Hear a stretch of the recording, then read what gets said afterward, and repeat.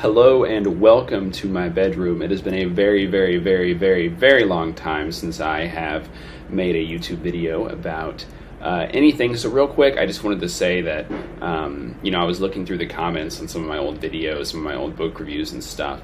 And I'm glad that some of you found my nerdy little videos helpful. And to everyone who said that my videos helped them because they procrastinated and didn't have time to read a book that they were supposed to read, I have no sense of time. I am the world's worst procrastinator. And so I relate to you. We live together outside of time, in space. Related to my procrastination, I have this tendency where I have to do everything that I want to do right now, or it's never going to get done.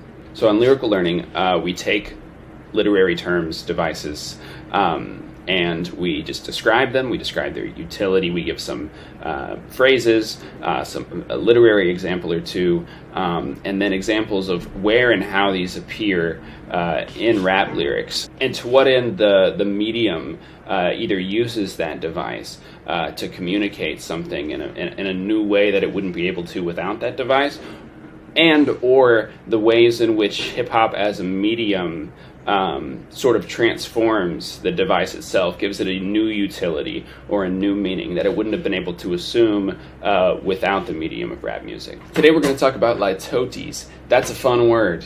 Now a little bit about the word. The French word litote translates to English as understatement. It's not so much that litotes are understatements as such, they're more of a form or genre of understatements. Although an even clearer connection can be drawn between litotes and the Greek word for simple, which is litotes.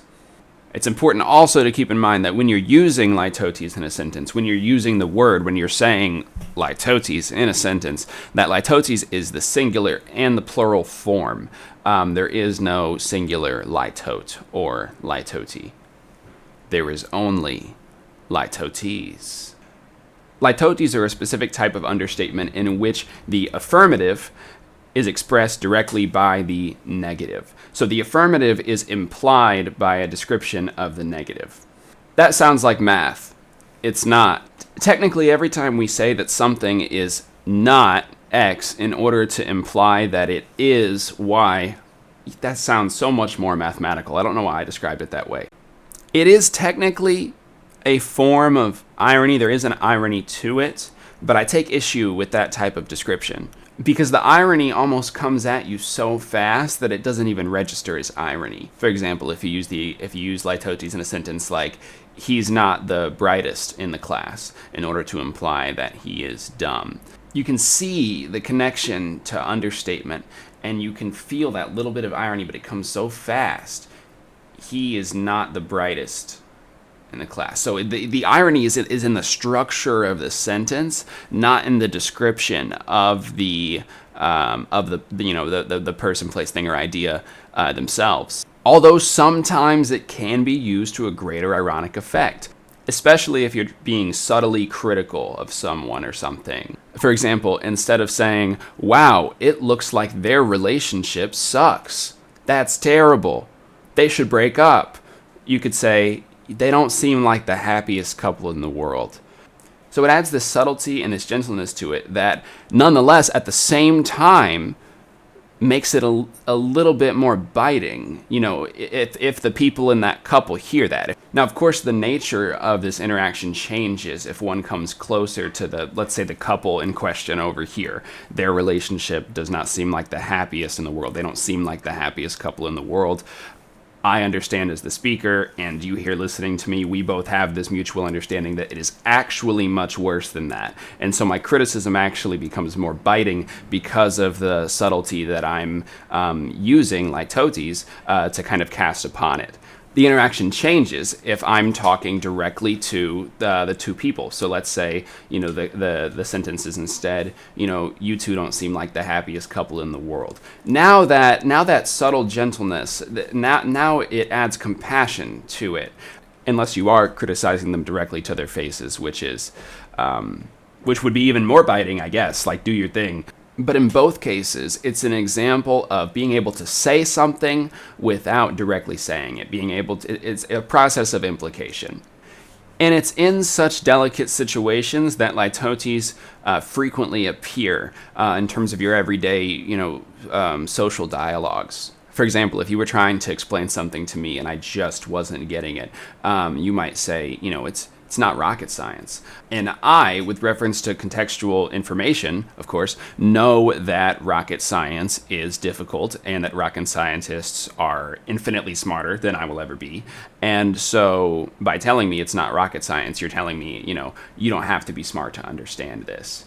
And there are so many examples of litotes in everyday conversation, and there are some that are so subtle that we don't really recognize them as such a lot of the times. I think it's just so ingrained into our speech at this point that it is kind of an underrated literary device because we kind of take it for granted. For example, if I were to tell you that the capybara is not unlike the elephant, as both have developed an insulin mutation that causes giantism, by saying not unlike, I'm communicating like. Now, if you're a student and your teacher, professor really emphasizes conciseness in your writing, it's important to note that you don't necessarily need to dismiss most forms of litotes in formal academic writing because they tend to convey a tone, especially not unlike. To say that something is like something is as straightforward as a comparison can get. We're in simile territory at that point, But to say something is not unlike something, you pepper one of those into an essay, the teacher's gonna lose their mind and be like, "Wow, we've got a burgeoning scholar here. We in 3rd grade. What's going on? You just graduated. Get out of here. Go become a doctor, lawyer." So it's important with literary devices in general, but especially with something like litotes, to acknowledge the importance of tone and the tonal effects. Not only the ways in which an overarching tone affects the use and form of the literary device itself, but also the way in which the literary device informs the tone. And to the teachers in the room right now who don't want their students to think that they can just pepper in a not unlike here and there and get probably a B+, I'm willing to bet that some part of you feels that you can't argue with me on that. Or in other words, that some part of you agrees with me. Litotes. We also see litotes kind of converge with other metaphors. For example, man, I really want to like stuffed crust pizza, but it's just not my cup of tea. Well, obviously, it's a slice of pizza. Here we see an example of litotes that really only functions in conjunction with another form of metaphorical language. So, stuffed crust pizza is not my cup of tea. Obviously, it's not a cup of tea, it's a slice of pizza. That's metaphorical language on its own. We throw in the not. A cup of tea is nice. It's my thing. Apparently I like tea. Apparently I love tea. Apparently we all just love tea. Crazy that we're walking around saying, oh, that's not my cup of tea, that's not my cup of tea. I feel like I don't drink tea nearly enough to justify that in my day-to-day life. But here we have cup of tea operating as a symbol of things that you like in general. And then we're just saying that it's not that. If you take out the cup of tea, it still works. You can say stuffed crust pizza is not good to say that it is bad. But then the effect breaks down. And at that point, you are just using two words in a situation in which you could use one, and in which it would actually read better if you used one, plus one for the teachers in the room. In the poem The Love Song of J. Alfred Prufrock by T.S. Eliot, the narrator, before beginning his narrative, says, I am no prophet, and here's no great matter. There's two examples of litotes here kind of tightly packed together.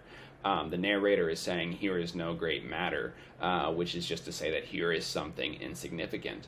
And then if you take the word insignificant and break that down further, you can see that litotes is, at the level of the sentence, what a prefix or suffix that reverses the meaning of a word is at the level of a word. And to step further back to the beginning of the sentence, I am no prophet and here's no great matter. The example, I am no prophet, the narrator is just saying, look, you don't have to listen to me. I know that you know you don't have to listen to me. I'm not a prophet. This isn't a big deal. I'm about to say something. Okay? Is that okay? We We see Litotes pretty far back in the history of the English language, as far back as Beowulf, one of the oldest Old English works of literature of all time. For example, the sword wasn't useless to the warrior. Meant to communicate, the sword was useful to the warrior. But by saying the sword wasn't useless, the narrator's implying that there are things that are useless to the warrior. Not everything is even relevant to the he only sees swords and violence. Now, as you may have guessed, because litotes are so common in even our everyday speech, they abound in lyrics. You know, and one reason that rap in general lends itself so well to litotes is just because rap is so much about personality, about identity, about saying what one is and what one is not. Especially with like confrontational flex rap that's like, I'm this, I'm not you. You know, even the old pop song, She Ain't No Holla Back Girl, Y2K, Warriors Rise Up, does that count as Y2K? The title of the song, She Ain't No Holla Back Girl, is an example of litotes. The song Gold Digger by Kanye West presents an interesting example of litotes in combination with a double negative. So, you know, in the hook and in the title, the bar, she ain't nothing but a gold digger. If one were to say simply she ain't a gold digger or she's nothing but a gold digger, you take those two apart from each other and you get opposite sentences just because of where the ain't is placed in the sentence. But together, of course, they communicate the message that she is a gold digger. She ain't nothing but a gold digger. She is a gold digger. But at the same time, once those pieces are all put together, you get the litotes because you're implying the idea of someone who's not a gold digger over here. But at the same time, what makes this a unique example is that you're still kind of floating up here within the syntax of that sentence. And really, we see this all the time. This is not a hip-hop example, forgive me for deviating from the theme, but the Bob Dylan song Don't Think Twice includes the line, I ain't saying you treated me unkind. You can see the litotes, the big picture litotes, in the kind of internal double negative that because of the structure of the sentence in which the ain't comes so early on, actually operates as if a positive and a negative were coming together to form something that functionally is the same as a negative. A double negative signifies an affirmative, but at the same time that's being pedantic. Like a double negative in most colloquial speech is a negative. Interestingly, there's no such thing as a double affirmative signifying a negative. But we're getting off the path here. We've given some examples. Let's return to our definition of litotes and recap. Litotes is a specific form of understatement, the converse of hyperbole. When you say, for example, that something is pretty good when you mean that it's very good, or, you know, not so bad when you mean that it's terrible. The counter negation that we've given in the past two examples with the double negatives is not necessary. But it is pretty cool, linguistically speaking. To return word for word to the definition that we gave earlier, litotes are a figure of speech consisting of an understatement in which the affirmative is essentially implied by the negative. The affirmative is substantively absent from the sentence, but is, again, implied. Now, it's important to note that not every example of something that seems like it might be litotes is litotes. Intention matters here. For something to qualify as litotes, it has to be a deliberate use of understatement. There has to be some kind of literary or rhetorical effect. Some of the examples that we've given lyrically in this episode, one could be kind of on the fence about. Thank you so much for watching. This has been my first video in a very long time. I know it's a little bit longer, but it's more fun for me to do it that way. I think it's more entertaining. I think it's more informative. There's more room. I also know that if you're in a hurry and you're kind of cramming, that can be inconvenient. So I'm going to add timestamps in the description. I think YouTube has like a feature now, right, where you can make the timestamps appear in the video, so you can like click around in the video. If I can figure out how to do that, I'll do that. But if not, the timestamps will be in the description by topic, so you can kind of jump around. Thank you so much for watching. I appreciate you. Feel free to drop down in the comments below and drop any other examples that you found in your favorite songs. And lastly, but perhaps most importantly, I hope that you have a good day, or at least a not bad one.